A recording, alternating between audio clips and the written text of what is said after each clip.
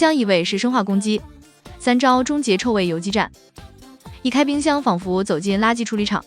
别急着扔小苏打，异味源头可能正在隔层里偷笑。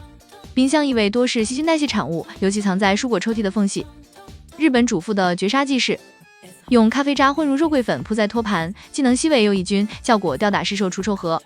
更狠的是定期用酒精棉片擦拭密封条，那里藏着发霉的臭味游击队。